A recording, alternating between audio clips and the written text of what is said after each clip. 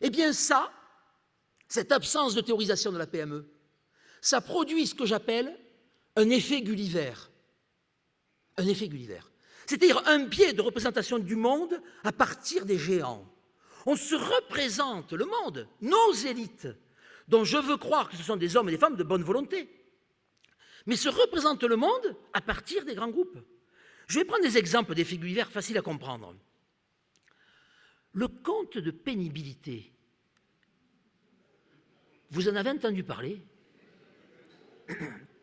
Alors je vais vous dire, moi aujourd'hui, en tant que président de l'association à Maroc, j'ai 2 salariés, donc je suis devenu un employeur. J'allais dire malgré moi. Parce que bon, quand on est dans la fonction publique, on ne pense pas forcément à ça. Et enfin bon, 2 emplois, c'est pas énorme non plus, hein, mais enfin, vous me direz si tous les fonctionnaires créaient 2 emplois. C'est ce que je me suis dit pour me remonter le moral. Les Allemands viendraient travailler en France. Et les Suisses y plaçaient leur argent. Mais enfin bref. Donc, j'ai regardé le compte de pénibilité. Alors déjà, de vous à moi, je pense que c'est une confidence qui peut rester entre nous. Quand j'ai regardé le compte de pénibilité, ne serait-ce que pour moi, hein, je suis incapable de répondre. Si vous me demandez dans l'année combien de fois j'ai eu froid, combien de fois j'ai eu chaud, combien de fois j'ai porté des... Non, je n'en sais rien. Sauf qu'on ne me le demande pas pour moi, on me le demande pour chacun de mes salariés, puisque c'est par tête de pipe. Ça, c'est extraordinaire. Et d'ailleurs, je vous pose la question, quand vous avez une injonction où on vous intime l'ordre de répondre à un questionnaire pour lequel vous ne comprenez pas les questions qu'on vous pose, un esprit normalement constitué, qu'est-ce qu'il fait? Tiens, je vous écoute. Qu'est-ce qu'il fait? Un esprit normal, je vous pose des questions, je ne sais pas. Qu'est-ce que vous répondez?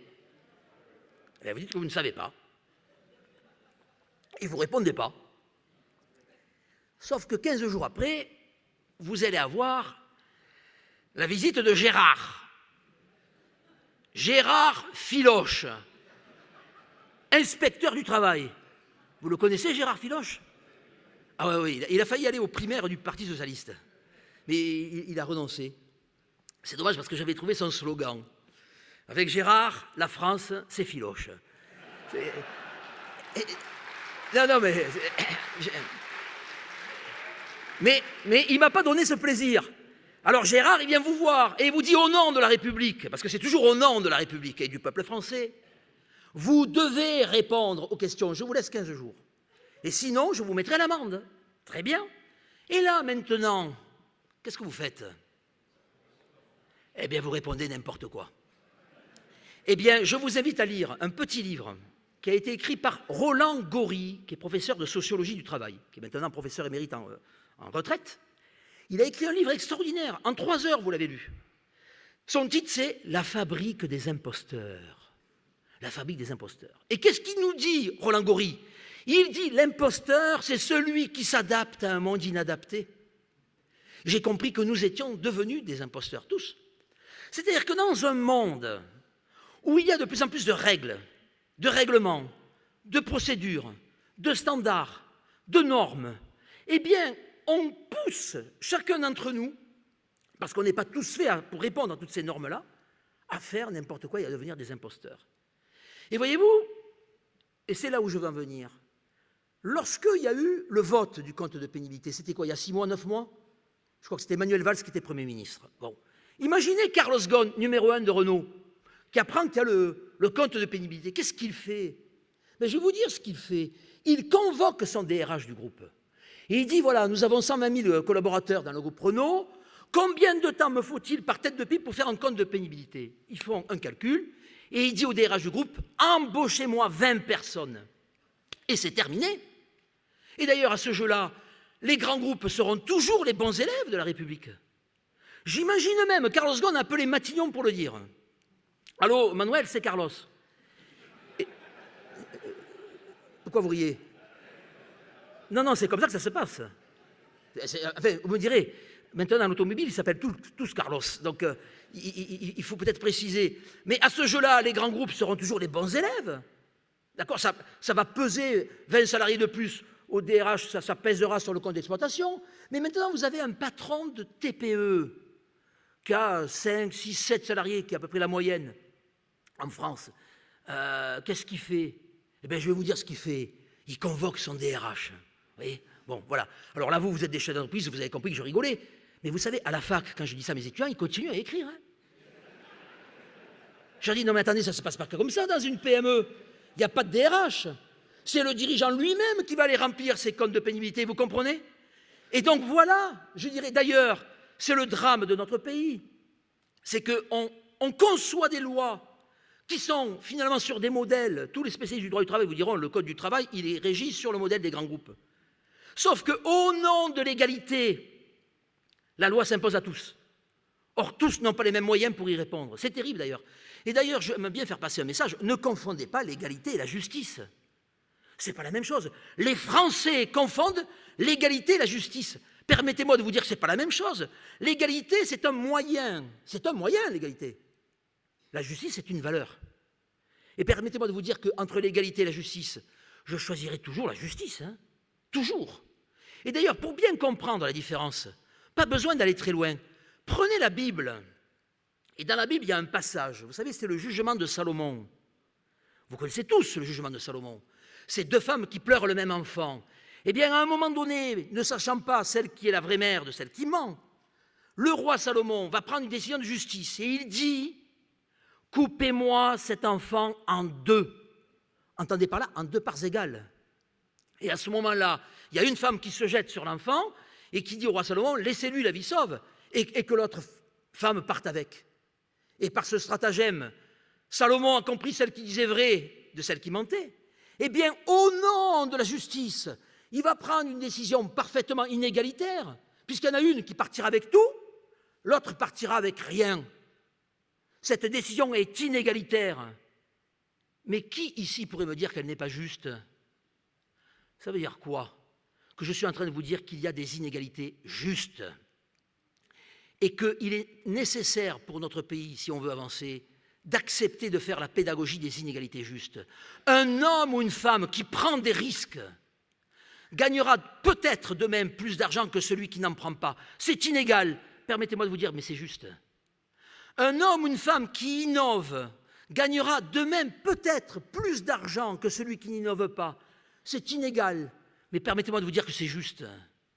Un homme ou une femme qui travaille beaucoup plus que d'autres, il gagnera vraisemblablement plus d'argent que celui qui travaille au moins. C'est inégal? Permettez-moi de vous dire que c'est juste. Il y a des inégalités qui sont justes. Et ceux pour lesquels il faut se lever et combattre, ce sont les inégalités injustes, bien évidemment. Et j'irais même jusqu'à dire qu'il y a parfois des égalités injustes. 30 ans de fonction publique. Quand vous êtes dans le même service, il y a des gens qui travaillent, d'autres qui ne travaillent pas. On le sait entre nous. À la fin de l'année, on a tous la même prime. C'est égal. Vous trouvez ça juste, vous? Ne confondez pas égalité et justice. Et donc, on voit bien que le problème, c'est que l'absence de théorisation du monde de l'artisanat, l'absence de théorisation du monde de la PME fait que nos élites qui sortent des grandes écoles, j'ai été moi-même, vous l'avez dit, normalien agrégé. Pour être agrégé, 5 années d'études en économie, plus ce Doug ici. Hein. Bon, à votre avis, en 5 années d'études, pour passer une agrégation d'économie, combien de fois j'ai entendu le mot PME? 0. Combien de fois j'ai entendu le mot artisanat? 0. C'est extraordinaire. Ça veut dire qu'aujourd'hui, on forme des agrégés d'économie sans qu'une seule fois, ils aient pu entendre le mot PME. Excusez-moi, on va dire peut-être que la PME, ce n'est pas si important que ça. Enfin, on oublie simplement 99,84% des entreprises. C'est ça qui est extraordinaire. Lisez Schumpeter et écrivez des livres. Parce que le monde de la PME n'est pas rentré suffisamment dans la civilisation de l'écriture. Écrivez des livres. Parce que tous les dirigeants des grands groupes ont, eux, écrit des livres. Un jour, ici à Montpellier, peut-être que certains s'en souviennent, c'était le MEDEF local qui avait invité Henri Lachmann, ancien président du directoire de Schneider. Et il disait, d'abord qu'il était de la même promotion d'HEC que Georges Frêche. Alors, il s'était mis la salle dans la poche, parce que, et j'ai bien aimé ce que tu as dit, mais c'est vrai, nous, à Montpellier, on aimait Georges Frêche. C'était un grand monsieur. Les médias l'ont diabolisé, mais on a tous côtoyé Georges Frêche, qui était un grand monsieur. Je l'ai eu comme prof. Et puis, à un moment donné, Lachmann dit, vous savez, quand j'étais à la tête du directoire, quand, avec le groupe Schneider, nous avions 1 million d'euros d'impayés, vous avez bien entendu, hein, 1 million d'euros d'impayés, ben, je n'étais pas au courant. Vous n'êtes pas au courant, vous? Non, mais vous imaginez, ça jetait un froid. Hein. Et alors, jeter un froid au mois de juillet à Montpellier, il est fort, Lachman, hein, parce qu'il faisait chaud dans la salle. Hein. Et alors, à un moment donné, quand il a vu qu'il y a eu un froid, il dit, ah non, j'ai dit 1 million d'euros? Non, pardonnez-moi, 5 millions d'euros. C'est à partir de 5 millions d'euros qu'on commençait à venir me voir. Pourquoi? Parce que dans un grand groupe comme Schneider, vous comprenez, il y a une division juridique au sein de laquelle il y a un service des contentieux. Et je dirais que ce service des contentieux gère le problème et quelque part protège la direction. Mais quand on est dans une PME-TPE, quand on est commerçant ou artisan, 10 000 euros d'impayés, 10 000 euros d'impayés, vous n'êtes pas au courant? Mais je vais vous dire même mieux, puisque je m'intéresse à la santé, ça vous empêche de dormir. Vous en perdez le sommeil. C'est-à-dire qu'il y en a un qui n'est pas au courant, l'autre qui n'endort pas de la nuit, et après on va m'expliquer que la PME et les grands groupes, c'est la même chose? C'est extraordinaire. C'est extraordinaire. Il y a un déni de spécificité de la PME dans les théories. Peut-être qu'un jour, il faudra même créer un droit des PME, qui ne serait pas un droit des minorités, mais un droit de la majorité silencieuse. C'est extraordinaire. Je pourrais multiplier à l'envi les exemples de l'effet Gulliver. Mais du coup, j'arrive à mon sujet, qui est la santé des chefs d'entreprise. Le jour où je me suis intéressé à la santé des chefs d'entreprise, qu'est-ce que je découvre? Eh bien, rien. Rien du tout. Puisque vous le savez, en tant qu'employeur, vous payez les cotisations au service de santé au travail pour vos salariés, mais vous, en tant que TNS, il n'y a pas de service de santé au travail pour les travailleurs non salariés, pas de visite de santé au travail, donc pas de statistiques, donc pas d'épidémiologie de la santé au travail des entrepreneurs. C'est une vraie lacune. Je m'étais même amusé à dire, quand j'ai créé l'Observatoire à Maroc en 2009, qu'il y a plus de statistiques sur la santé des baleines bleues que des entrepreneurs. Vous le savez, ça? Ah, c'est vrai. Alors, vous avez raison d'applaudir parce que grâce à vous et grâce à l'étude qu'on a faite, on a enfin pas mal de statistiques. Mais enfin, c'est une zone aveugle. Alors, du coup, je vais vous dire, la question de la santé des indépendants, des travailleurs non salariés, des patrons, des dirigeants, employez le mot que vous voudrez, ça commence par une phrase que j'ai entendue, vous entendez des centaines et des centaines de fois. Cette phrase, c'est « je n'ai pas le temps d'être malade ». Voilà, ça commence par ça. J'ai même souvent entendu, chez les hommes comme chez les femmes, je tiens à le préciser, je ne tombe malade que quand je suis en vacances. Je vous assure que ça arrive. Et que j'ai souvent des témoignages comme ça. J'ai même d'ailleurs un jour un artisan du bâtiment qui me disait « mais moi du coup je ne prends plus de vacances ». Voilà. Et il me disait ça sur un ton mêlé de fierté. Non, il faut à un moment donné savoir s'arrêter. Mais on voit bien que la question de la santé des leaders, des dirigeants, commence par un déni. Et pourquoi? Parce que justement, quand on est un chef, on se voit comme un battant, comme un gagnant, comme un winner, comme un leader. Et donc du coup, ça interdit la parole de la faiblesse. Je suis né à Sète, à 2 pas d'ici, et j'ai vu que dans le programme qu'on vous a concocté avec la FCGA, pour certains d'entre vous, vous pourrez aller faire une visite de cette belle ville de Sète. Bon, le code maritime, c'est précisé. Vous ne verrez jamais un dirigeant de navire, un capitaine de navire, quitter le navire quand celui-ci est en train de couler. Vous le verrez jamais. Ah mince, vous m'avez... Oui, vous avez raison, le Concordia, c'est une exception. Il faut que je m'en sorte là. Alors je vais faire... Laissez-moi 20 secondes. Si vous voulez passer un grand moment de rire, vous tapez Concordia. Et vous avez, c'est enregistré, hein, la conversation entre le capitaine du navire et la capitainerie. Alors, bon, il parle en italien. Enfin, l'italien, c'est du français mal prononcé, on comprend. Non, mais si, bon, enfin bref, j'ai une grammaire italienne, hein, et donc on comprend. Et à un moment donné, la capitainerie dit au capitaine, mais vous êtes où? Et l'autre répond, à la plage. Et à ce moment-là, vous avez la capitainerie, vous l'entendrez, qui dit, monsieur, je vous donne l'ordre de retourner à votre navire. Et s'il a pris 16 ans de réclusion, c'est d'abord parce qu'il y a eu des morts, mais aussi parce qu'il a dérogé au code maritime du code de l'honneur du dirigeant. Voilà, j'ai répondu. Voilà. Hein? Voilà. Hein? Donc c'est justement l'exception qui confirme la règle. Le chef, on imagine mal un chef d'entreprise qui soit commerçant ou artisan, arriver le lundi matin dans sa boutique en disant « bon, je ne me sens pas bien hein, », et de dire à ses salariés « écoutez, ben, continuez sans moi, je reviendrai demain peut-être, hein, je vous laisse les clés ». Non, non, non, non, non, non. D'ailleurs, on l'a mesuré ça, il n'y a pas d'absentéisme chez les dirigeants, il y a ce qu'on appelle du surprésentéisme. C'est-à-dire que même malades, les dirigeants vont travailler. Je ne dis pas d'ailleurs que c'est un bon comportement, hein, mais je dis que c'est ce qu'on a constaté. Plus de 70% des dirigeants qu'on a pu interroger nous disent « même malade, je vais bosser ». On est sur un autre monde, clairement. Les travailleurs non salariés ont un rapport à la santé qui est complètement différent du reste de la population. Alors, quels sont les résultats qu'on a pu observer?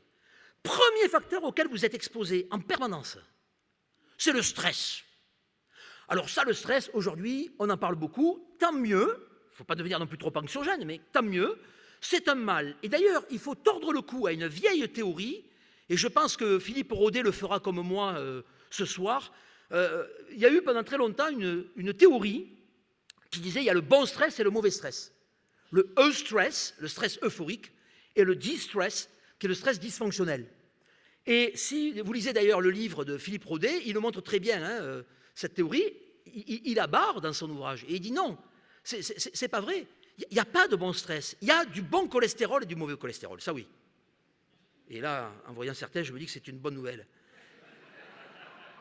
Mais, par contre, bon stress, ça n'existe pas. La bonne théorie que nous avons mesurée, pas avec l'étude FCGA, mais avant, c'est ce qu'on appelle le stress challenge et le stress contraint.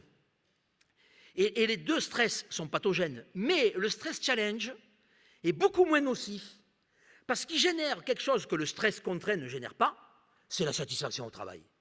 Et je l'évoquerai par la suite. La satisfaction au travail est le meilleur des protecteurs en matière de santé. Or, si un chef d'entreprise dit ce mois-ci, je vais répondre à 7 appels d'offres au lieu de 5, il va se mettre en surcharge. Mais c'est lui qui l'a décidé. Alors ça change beaucoup de choses. Je ne suis pas en train de vous dire que le stress est bon, mais je dis que le stress choisi est moins nocif que le stress subi. Et heureusement d'ailleurs, quand on regarde la structure organique du stress chez les dirigeants, ce qu'on a pu observer avec mon équipe, c'est qu'ils sont davantage en stress challenge qu'en stress subi. Hein. Deuxième, donc là, le premier point, le stress. Et là, quand on a fait des mesures, on s'est bien rendu compte que les travailleurs non salariés sont sous l'emprise du stress en permanence. Hein. Alors, un pic de stress en soi, ce n'est pas gênant. J'étais il y a quelques mois en arrière à Paris. J'ai traversé les Champs-Élysées, tranquille. Moi, je suis de Montpellier. Non, mais je regardais l'Arc de Triomphe. Mais je vous le dis, hein, quand vous traversez les Champs-Élysées, il ne faut pas être tranquille. Hein. Heureusement qu'à mon nez, j'ai eu un coup de stress. Je crois que j'en dois encore ma survie. Donc, on voit bien qu'un coup de stress, à un moment donné, c'est peut-être l'instinct de survie, c'est très bien. Par contre, ce qui est gênant, c'est la durée d'exposition. Et là, le jour où on a fait ce qu'on appelle des mesures longitudinales, c'est-à-dire on a fait plusieurs mesures dans le temps, là, on s'est rendu compte que les dirigeants étaient, et de très loin, exposés à une forte durée d'exposition. Deuxième facteur, je l'ai un peu évoqué tout à l'heure, mais la surcharge de travail. Les Français travaillent en moyenne 38,4 heures. Ceux qui travaillent le plus, ce sont les cadres et les cadres supérieurs dans les entreprises et les groupes, qui sont en moyenne entre 45 et 50 heures. Mais au-dessus de ces gens-là, il y a encore une dernière catégorie. C'est commerçants, artisans, professions libérales, chefs d'entreprise. Et là, la moyenne, c'est 50-55. On monte de 5 heures en plus. Et ça, c'est une moyenne. Hein. Nous, on a des témoignages d'hommes et de femmes qui travaillent 70-80 heures par semaine. Et alors, d'ailleurs, la question est simple à poser. Le travail, c'est la santé. Vous en avez entendu parler de ça? Ben, c'est vrai. Ça a été démontré. Les taux de mortalité et de morbidité les plus élevés, ce ne sont pas les ouvriers non qualifiés, ce sont les chômeurs de longue durée. Et je vous invite à lire le livre du professeur Michel Debout, qui a écrit un livre remarquable sur le traumatisme du chômage. Mais c'est vrai, c'est un traumatisme, c'est un fléau le chômage. Parce que quand on ne travaille pas, on n'est pas dans une posture dynamique. Donc on voit bien que, effectivement, le travail, c'est la santé. Mais, imaginez une courbe en cloche. C'est-à-dire qu'à un moment donné, je travaille 8 heures, 9 heures, 10 heures par jour, 11 heures, 12 heures, et même ma santé va mieux. À un moment donné, 13 heures, 14 heures, 15 heures, là, je rentre dans la phase de surtravail. C'est la phase pathogène. Et d'ailleurs, la question que je vous pose, c'est où est le point d'inflexion? Tiens. Est-ce que ce sont les 35 heures? Ah non, mais j'ai posé la question jusqu'à Lille, là-bas. Hein. Ah oui, je ne me suis pas dégonflé. Chez Martine. Ah oui. Moi, j'ai lu toute la collection. Hein. Martine à la plage, Martine à l'école. Il n'y a que Martine au travail. Celui-là, il n'est pas sorti. Non, c'est vrai. Ah oui. Faut... Non, Martine au travail, il n'est pas sorti. Et je pense qu'il était épuisé avant d'être imprimé. Et en fait, il n'y a pas de bonne réponse. Vous avez des hommes et des femmes, le lundi matin, à 10h, ils sont déjà fatigués. Non, ne riez pas, j'en croise à la fac. Et puis des fois, vous avez des hommes et des femmes qui travaillent 50, 60 heures par semaine, ils sont frais comme des gardons. En fait, on est tous très inégaux par rapport à ça. Mais par contre, quel est mon conseil? Tous, à des moments donnés, on peut se dire, tiens, je me sens fatigué. Ah, mais mon conseil, c'est soyez à l'écoute de votre corps. Soyez à l'écoute de votre fatigue. Parce que comme vous êtes dans un déni, vous ne faites plus attention. Mais à un moment donné, si vous vous sentez fatigué, mon conseil est simple, prenez votre agenda. Pas besoin d'aller très loin, remontez à 15 jours. Et dites-vous si par hasard, vous n'en avez pas fait plus que d'habitude. Comme vous êtes des dirigeants, vous avez quand même une certaine latitude décisionnelle. Eh bien, soyez à l'écoute de votre corps, de votre sommeil, et dites-vous, tiens, ben là, j'ai peut-être un peu tiré un peu trop. Ma bonne zone de confort, c'est peut-être de travailler 45 heures par semaine et non pas 50. Mais soyez à votre écoute. Ça, c'est un point extrêmement important. Troisième facteur pathogène auquel sont confrontés les travailleurs non salariés, et je dirais que ce qui fait la noblesse de vos professions et de vos métiers, c'est l'incertitude. L'incertitude du carnet de commandes. Moi qui suis fonctionnaire, je connais mon salaire dans 5 ans. Je connais mon salaire dans 10 ans. Parce qu'on a des échelles indiciaires. Enfin, sauf cataclysme grec. Enfin, ne riez pas, on y songe, mais on risque rien. Mais quand on est à son compte, on n'est jamais sûr de rien. Moi, j'ai des dirigeants du BTP qui me disaient, vous savez, si je n'ai pas un nouveau chantier d'ici 6 semaines, je ne sais pas comment je vais faire pour payer mes 2 salariés. Excusez-moi, mais il faut trouver le sommeil ce soir-là. Si vous saviez à propos du sommeil, parce que j'ai dirigé une thèse, celle de Florence Ghigliani, sur qualité du sommeil et efficacité entrepreneuriale. Si vous saviez le nombre de témoignages d'hommes et de femmes qui me disent « je m'endors avec mes problèmes de trésorerie, je m'endors avec mes problèmes de boîte ». Et j'ai même des témoignages d'hommes et de femmes qui me disent « mais vous savez, des fois à 5 heures du matin, je me réveille en sursaut parce que j'ai trouvé la solution ». Ça, c'est extraordinaire. Mais après, ils me disent « je n'arrive plus à me rendormir parce que je ne veux pas oublier ». Et donc, on voit bien, les travailleurs non salariés dorment moins que le reste de la population. J'ai même des témoignages, environ 10% de travailleurs non salariés qui dorment avec un carnet. Et vous savez pourquoi ils dorment avec un carnet? Parce qu'à 5 heures du matin, quand vous êtes réveillé par votre problème de trésor, que vous avez une idée, eh bien, vous le notez. Et là, vous retrouvez le sommeil du juste qui vous repose et vous regagnez un petit peu plus de confort de sommeil. Et un jour, d'ailleurs, un artisan était venu me voir, il me disait, je ne dors pas assez, et puis à chaque fois, en pleine nuit, je suis réveillé, j'ai trouvé la solution, mais je n'arrive pas à me rendormir. Mais je lui ai dit, prenez un carnet.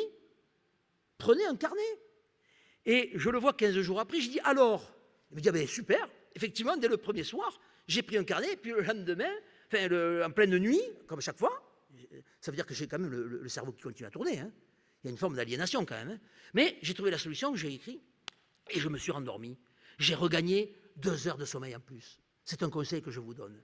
Je dis, ben alors c'est gagné. Puis il me dit non. Je dis, ah bon, pourquoi? Il me dit, ben le lendemain matin, j'arrivais pas à me relire. C'est une histoire vécue. Alors ça veut dire quoi mon conseil? Prenez des carnets et apprenez à écrire dans le noir. Il en va de votre quiétude. Mais je reviens à mon propos, l'incertitude du carnet de commandes. Vivre sans arrêt sous l'emprise de l'incertitude, c'est un facteur pathogène. Et enfin, quatrième et dernier facteur, qui est un mal endémique du monde de la PME. C'était un jour Michael Pior, professeur au MIT, qui faisait une communication dans un congrès, et il disait, avec son accent américain, mais il parlait français, le problème de la PME, ce n'est pas d'être petite, c'est d'être isolée. Et je me souviens, j'étais en 2e, 3e année de thèse, j'avais senti qu'il disait quelque chose de profond, mais je n'avais pas tous les décodeurs. Eh bien, je vais vous dire, 20 ans plus tard, je peux vous dire que oui, la solitude est le mal endémique des dirigeants de PME. Et donc, c'est très bien que d'ailleurs vous puissiez trouver de temps en temps avec la FCGA l'occasion de vous retrouver entre vous. mais je ne l'ai pas mené là, mais j'ai écrit un petit livre qui est téléchargeable gratuitement sur le site de la BPI, la Banque publique d'investissement. Et Nicolas Dufour m'a demandé de superviser une étude sur les solitudes du dirigeant. Téléchargez ça, parce qu'il y a des solutions pour vaincre la solitude. Mais on voit bien que la solitude, c'est également un facteur pathogène. Alors du coup, j'arrive aux 2/3 de mon intervention et je respecterai les temps. C'est que quand je regarde objectivement la santé des chefs d'entreprise, hommes comme femmes, le stress, vous ne faites même plus attention, la surcharge de travail, vous êtes de très loin les plus gros travailleurs de France, l'incertitude du carnet de commandes, la solitude, vous avez compris quelle devrait être l'hypothèse de l'Observatoire à Maroc? Vous devriez tomber comme des mouches, tous. Et pourtant, quand je vous vois, vous me semblez plutôt bien portant. Oui, certains même... Non, mais je terminerai là-dessus. J'ai une contre-hypothèse. Et cette contre-hypothèse va m'amener à relativiser tout ce que j'ai dit et à vous parler, après la pause, de l'étude que nous avons faite avec la FCGA. Cette hypothèse, je la dois à un chercheur israélien qui s'appelle Antonovsky. Et Antonovsky, il dit, mais quand on parle de santé, on est toujours négatif. On parle de troubles musculo-squelettiques, de burn-out, de suicide au travail, on parle de fatigue, bref, c'est toujours le compte de pénibilité. Le compte de pénibilité, vous imaginez le bien négatif que ça donne. Sans arrêt, il n'y a que des... Eh bien, il dit, il y a peut-être des facteurs qui sont bons pour la santé. Il n'y a pas que des facteurs pathogènes. Il va inventer un mot, qui est le mot salutogène. Retenez ce mot, il est facile à comprendre. Salutogène, c'est un facteur qui génère de la bonne santé. Et il va y avoir tout un pan de la psychologie de la santé qui va se développer et qui, moi, m'a fortement interpellé parce que quand j'ai lu les travaux, notamment du professeur Marie-Lou Bruchon-Schweitzer, qui a écrit un ouvrage remarquable sur la psychologie de la santé, je me dis, mais bon sang, ça me parle. Parce que quand on est entrepreneur, il y a certainement des facteurs qui sont bons pour la santé. Alors, je vais vous livrer les 4 principaux. Le premier facteur qui est bon pour la santé, et je peux vous garantir qu'on a accumulé plein de preuves empiriques, et pas uniquement à mon laboratoire, également des gens bien avant nous, c'est ce que les psychologues appellent le locus of control interne. Mais je vais traduire. C'est le sentiment de maîtriser son destin. Voilà. J'ai le sentiment de maîtriser mon destin. Ça veut dire quoi? Si je réussis, c'est grâce à moi, et si j'échoue, c'est de ma faute. Ça veut dire que c'est quelqu'un qui assume. Eh bien, figurez-vous, celui qui assume les conséquences de ses décisions, figurez-vous que cette attitude, c'est extrêmement bon pour la santé. Par opposition aux fatalistes. C'est terrible, les fatalistes. Les gens, ou pire, les gens qui ont toujours une excuse. Je ne sais pas, il y a un monsieur que j'ai côtoyé, que j'apprécie bien, peut-être que certains connaissent parce qu'il fait beaucoup de conférences, c'est Hervé Goujon, et qui parle de l'excusite. Il dit, il y a une maladie de l'excusite. Ce sont ces gens qui ont toujours une bonne excuse. Et je vais prendre un exemple, moi, qui m'a frappé. C'était un jour en cours d'amphi, je faisais un cours, et puis je vois dans le fond de l'amphi quelqu'un arriver en retard. Et comme dans le fond c'est un peu sombre, il croyait que je ne l'avais pas vu. Alors je vois l'étudiant arriver en retard, je fais comme ça. Vous savez ce qu'il me répond? Mais en parlant fort devant tout le monde, il me dit, ah, excusez-moi, ma grand-mère a oublié de me réveiller.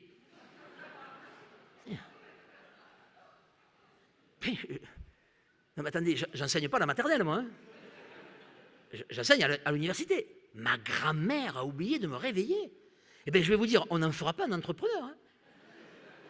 Parce que si à 20 ans, il se repose encore sur la grand-mère pour se réveiller, et en plus, quand il arrive en retard, il met sur le dos, j'allais dire de la vieille, de la personne âgée, mais dans le Sud, c'est affectueux, bon.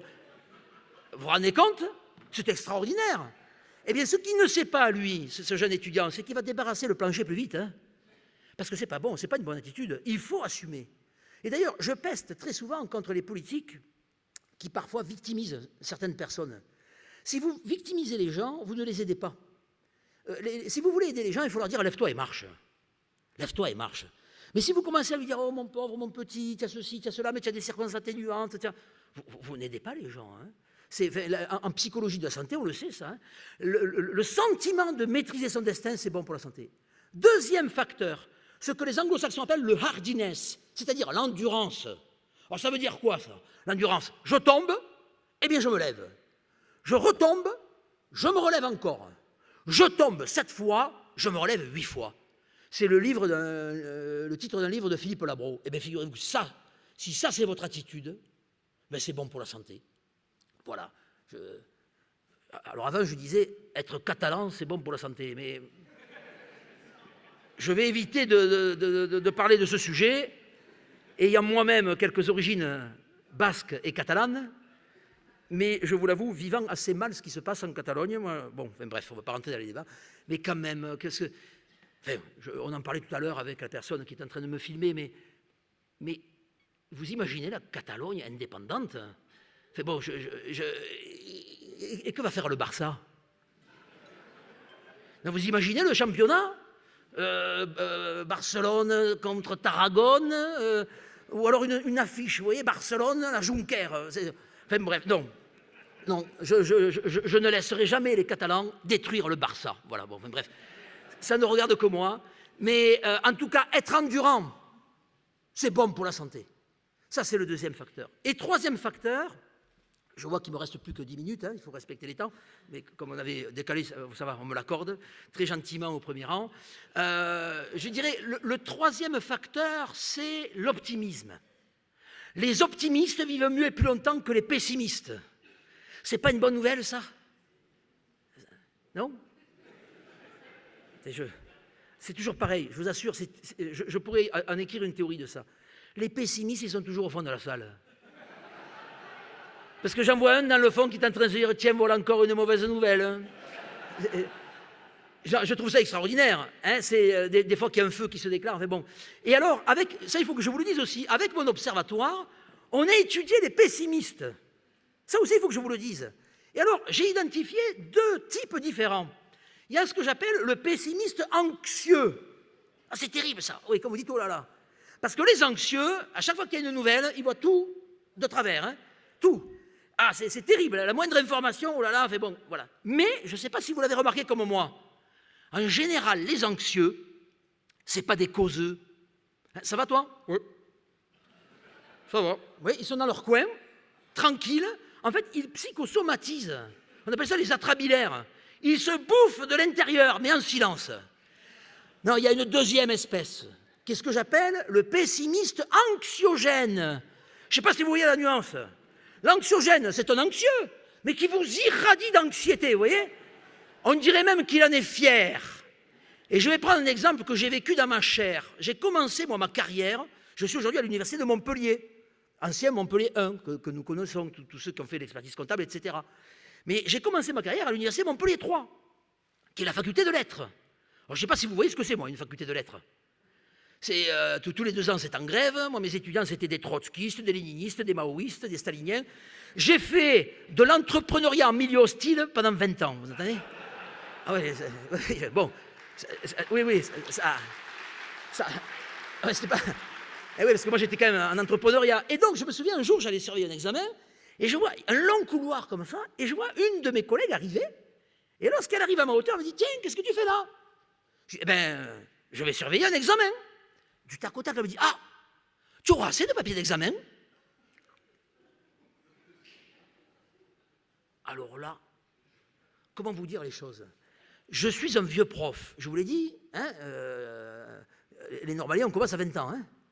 Vous imaginez bien que des examens, j'en ai organisé des centaines et des centaines de fois. Eh bien, écoutez-moi bien, hein, je ne me suis jamais, vous entendez, je ne me suis jamais posé la question avant un examen de savoir si j'allais manquer de papier d'examen. Jamais.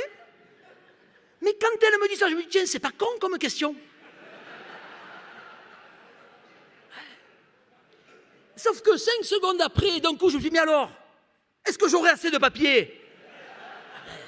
Mais attendez, c'est pas fini. Puis elle me dit, ah, et si tu es un étudiant qui triche, ah, tu auras assez d'examinateurs? Et puis, elle est partie. Ça vous est jamais arrivé, ça, des fois? Vous êtes bien? Hein? Et puis, d'un coup, vous dites, tiens, je me sens pas bien. Ah, mon conseil est simple, c'est que vous avez vraisemblablement croisé un anxiogène. Et d'ailleurs, quel est mon conseil? refaites le film de la journée depuis le petit matin. Et dites-vous qui j'ai croisé depuis ce matin. Parce que c'est très important de les repérer, ces gens-là. Hein. Parce que l'anxiogène, il repart toujours anxieux. Vous étiez bien, puis d'un coup, vous êtes mal. Et d'ailleurs, comment on gère les anxiogènes? Ça, c'est une vraie question de management. Il y a 2 méthodes. La première, et je voudrais que ce soit un message d'espoir. Parce que, oui, j'ai vu que tout le monde n'a pas rigolé dans la salle. Bon, je les repère maintenant, les anxiogènes. Bon, je vais vous dire une chose. Les psychologues vous diront, l'anxiété, hélas, c'est un trait de personnalité. Et les traits de personnalité, c'est stable. Oui, à court terme. Mais pas à moyen long terme. Et si j'ai un message à dire à certains, c'est ne restez pas toute une vie sous l'emprise de l'anxiété, parce que ce n'est pas une vie. Allez voir un psychologue, allez voir un psychothérapeute, prenez un coach, peu importe, mais ne restez pas toute une vie sous l'emprise de l'anxiété, parce que c'est finalement mourir à petit feu. Deuxième méthode, qui est plus radicale d'ailleurs, parce qu'il y a des moments où on n'a pas le temps d'expliquer aux gens. Je vais vous dire d'ailleurs, c'est la seule chose de maths que j'ai appliquée dans ma vie. C'est la tangente. Ouais. La première fois, il vous prend en traître, l'anxiogène. Mais la deuxième fois, quand vous le voyez arriver de loin, eh bien, vous faites en sorte que sa trajectoire ne croise jamais la vôtre. Vous prenez la tangente. Oui.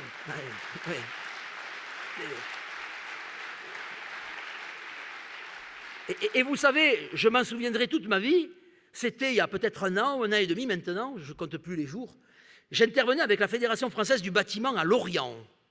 Et à la fin de mon propos, j'ai un artisan qui vient me voir, il me dit « Ah, votre définition de l'anxiogène !» J'ai dit « Vous avez reconnu un collaborateur ?» Il me dit « Non, ma femme. »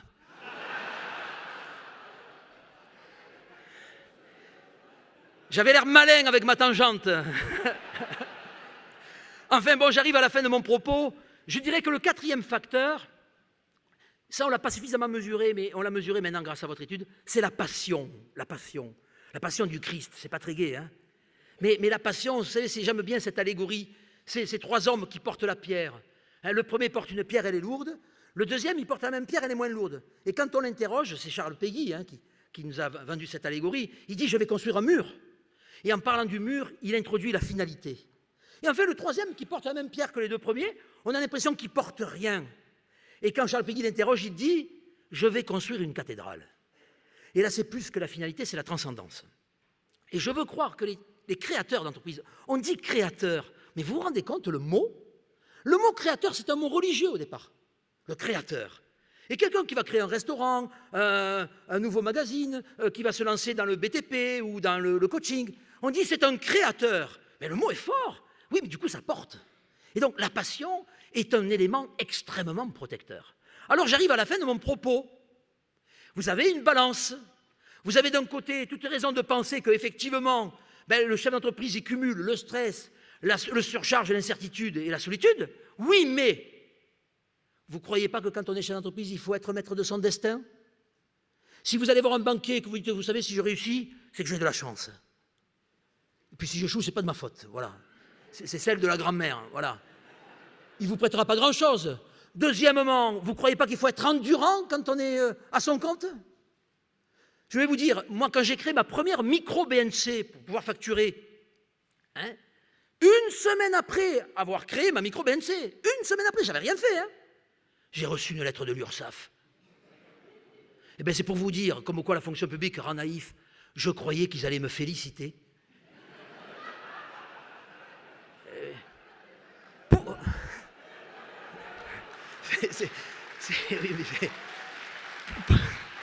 Pourquoi est-il si risible d'imaginer qu'en France, au nom de la République, on récompense un homme, une femme qui crée une entreprise? Mais non, pensez donc, j'ai lu la lettre, et ça commence par « sauf erreur de notre part ». C'est le seul moment où ils sont polis. Et après, j'ai regardé le chiffre en bas à droite. Non, mais c'est extraordinaire. Et d'ailleurs, j'en ai pris conscience récemment. Est-ce que vous avez regardé le logo de l'URSSAF? Oui, non. Vous faites comme moi maintenant, vous regardez le chiffre en bas à droite et vous payez. Non, mais le logo est censé raconter une histoire. Ah, vous savez ce que c'est le logo de l'URSSAF? Vous taperez ça, le logo URSSAF, vous verrez. C'est un petit bonhomme, alors il y a un carré à la place de la tête. Vous savez comment il est, le bonhomme? Il est comme ça. Eh bien, je lui dis, c'est ça, l'URSSAF. Vous allez les voir, vous vous faites braquer, et si vous n'êtes pas content, ils vous mettent la tête au carré. Non, mais oui, mais merci de vos applaudissements quand je dis ça aux fonctionnaires de la directe. J'ai pas le même accueil. Enfin, bref, il faut être endurant quand on est chef d'entreprise. Et bien sûr, l'optimisme. On peut considérer qu'être à son compte, vous êtes des employeurs, des formateurs, des investisseurs. Ça génère de l'optimisme. Et puis la passion d'entreprendre. Souvent, je le dis, la Fédération française du bâtiment a comme slogan « la passion de construire ». Ça, c'est formidable.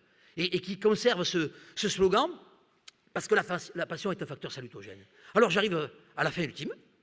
J'ai réalisé, il y a 5-6 ans, d'ailleurs, grâce à un réseau que je remercie toujours, il faut être fidèle avec les gens qui nous aident, c'est le CJD, le Centre des jeunes dirigeants, qui a été le premier mouvement patronal à m'aider à aller de l'avant sur ce thème de la santé des dirigeants. Et je vous pose la question, qu'est-ce que j'ai découvert? Pour le dire autrement, où penche la balance? Parce qu'elle penche. Ne me dites pas, peut-être bien que oui, peut-être bien que non. J'ai posé la question à Rouen et ils ont répondu. Alors, vous diriez quoi? Qui pense, on va faire un petit vote à main levée, qui pense que la balance penche du bon côté? Levez la main. Ah, voilà. Vous en êtes sûr? Alors, je vais vous dire une chose. J'ai 2 choses. D'abord, et c'est la bonne nouvelle, oui, la balance penche du bon côté. C'est-à-dire que si je devais répondre à la question qui a été posée, oui, entreprendre, c'est bon pour la santé. C'est-à-dire que la moyenne sur plein de variables, de morbidité, de mortalité, etc., est plus avantageuse pour les dirigeants que pour les salariés. Ça, c'est le premier point.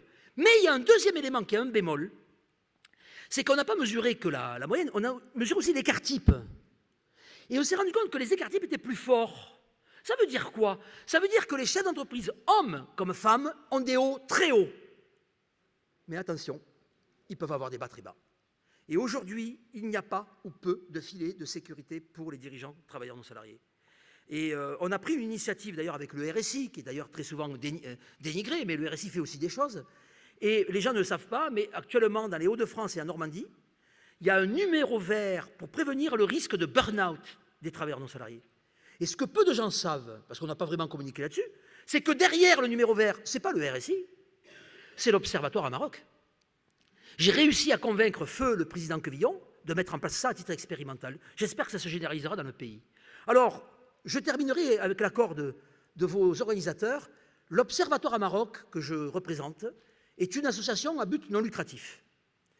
Nous avons une ambition en 2018, c'est de faire en sorte que l'Observatoire Maroc soit une association reconnue d'intérêt général. Parce que je considère que s'intéresser à la santé des patrons, c'est un sujet d'intérêt général au même titre que la santé des ouvriers. Et pour être reconnu association d'intérêt général, il me faut minimum 300 adhérents. Alors vous me voyez venir? Voilà. Je suis venu avec les bulletins d'adhésion. Voilà. Non, mais je le dis très sérieusement, l'adhésion c'est 20 €, hein. C'est pas l'affaire du siècle. En échange de ça, vous participerez à nos études en ligne. Donc vous permettrez à nos chercheurs de faire avancer cette question de la santé patronale. Mais si jamais, parmi nos adhérents, l'un d'entre vous craque, il se sent épuisé, il n'en peut plus, vous nous appelez. Et là, je vous mettrai dans les mains de Laure Chancelme, qui est notre psychologue de la santé, et qui saura vous poser les questions pour éviter que vous ne tombiez complètement.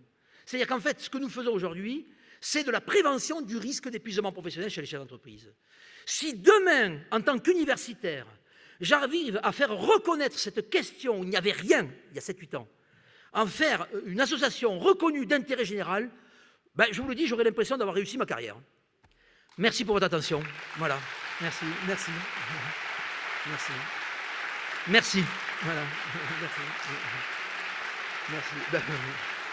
Merci.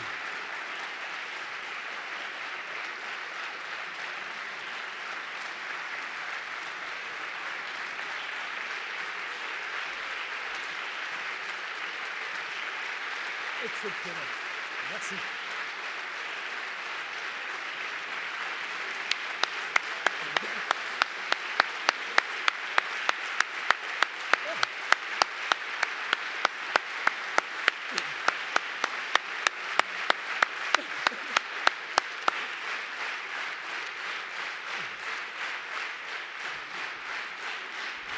Merci, professeur.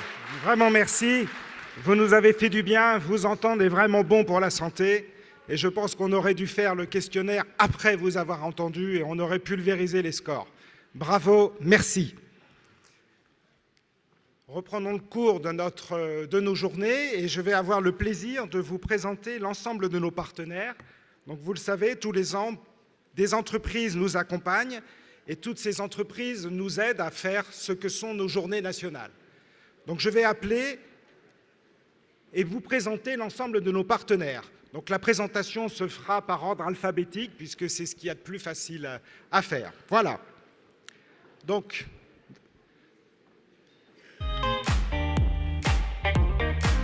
le petit jingle. Voilà. Ah, je vois les partenaires qui arrivent.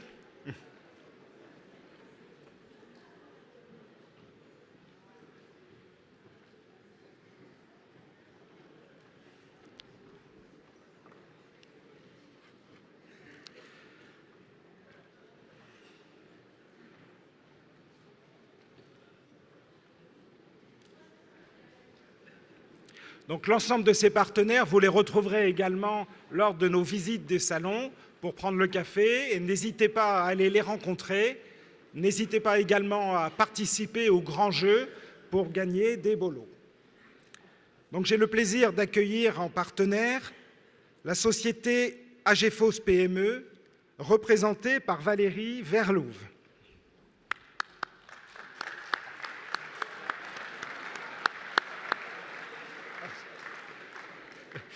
Merci. La société ANCV, représentée par Muriel Desvignes.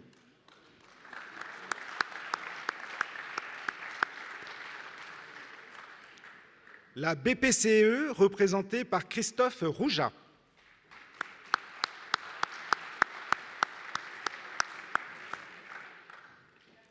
La société C2J Info, représentée par Jérôme Hérodeau.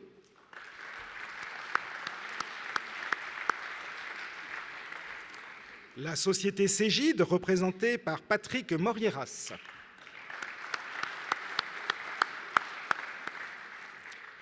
La société e-Consult, représentée par Gilles Guyonnet.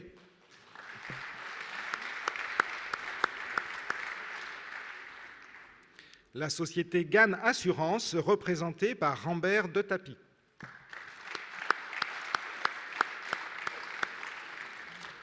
La société jeudéclare.com, représentée par Christine Clippé.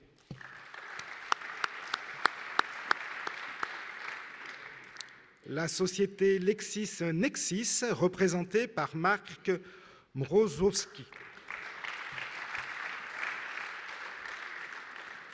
La société maconta.fr, représentée par Sylvain Heurtier.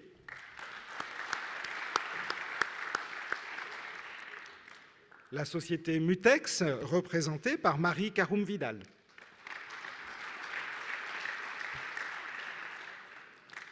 La société Orange, représentée par Frédéric Delattre.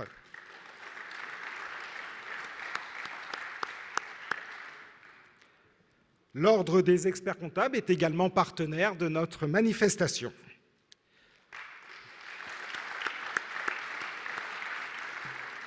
La société Pro BTP, représentée par Jean-François Jacobelli.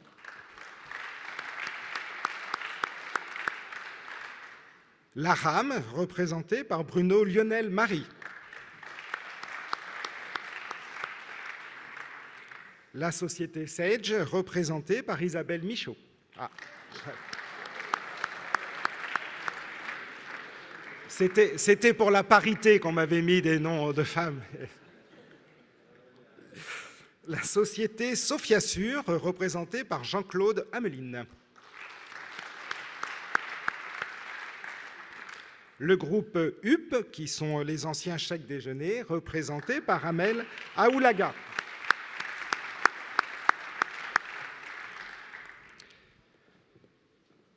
Et enfin, le CGA Languedoc-Roussillon, qui est aussi un partenaire cette année, qui a participé au financement aussi de ces journées. C'était une première et très agréable et un très bel accueil hier soir. Bravo.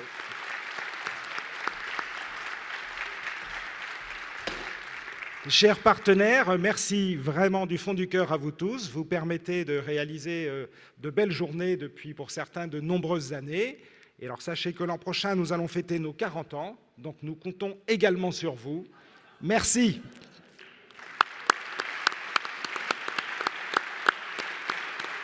Will you realize when I'm gone that I dance to a different song? It's a shame, but I got to go. Bien.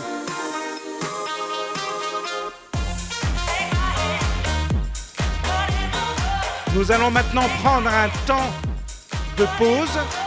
N'oubliez pas de revenir impérativement à 11h15. Si vous pouvez venir un petit peu avant, on vous présentera une petite vidéo pour ceux qui sont là sur le thème « Rire est bon pour la santé ».